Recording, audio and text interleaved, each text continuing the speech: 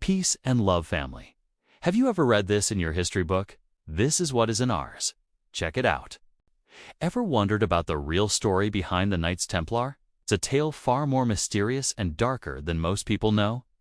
Let's travel back to the time after King Solomon's death. He had famously sealed away powerful demons, the spirits of ancient giants, into vessels, hoping to contain them forever.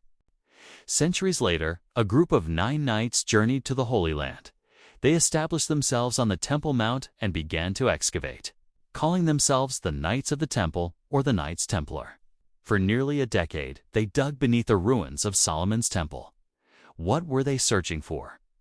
According to legend, they were looking for Solomon's greatest treasures, but not gold or jewels. They were after his ring and the very vessels containing those sealed demons. And they found them. When these 9 knights returned to Europe, they weren't just poor warriors anymore. They were suddenly showered with immense wealth and power by the church itself. They became the era's international bankers, inventing a system much like our modern checking accounts. They amassed a fortune, bankrolling kings and kingdoms across the continent. But how did they become so powerful, so fast? Whispers began to spread. They say the Templars used their newfound demonic knowledge to blackmail powerful lords and enemies.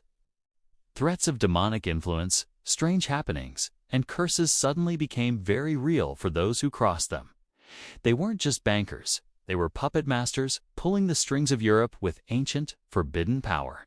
Of course, such a rapid rise to power and rumors of dark magic didn't go unnoticed.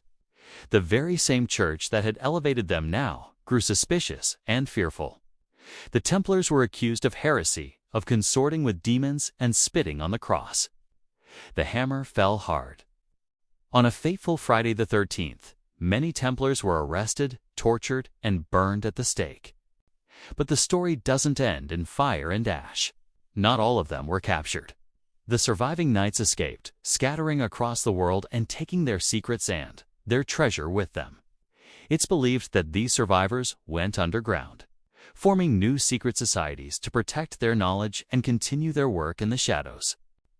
Groups that we still hear about today, the Freemasons and even the Illuminati. So, the next time you hear about the Knights Templar, remember, it's not just a story of crusading knights. It's a legend of ancient demons, secret power, and a legacy that may still be shaping our world from the shadows. Thanks for watching. Peace and love, family.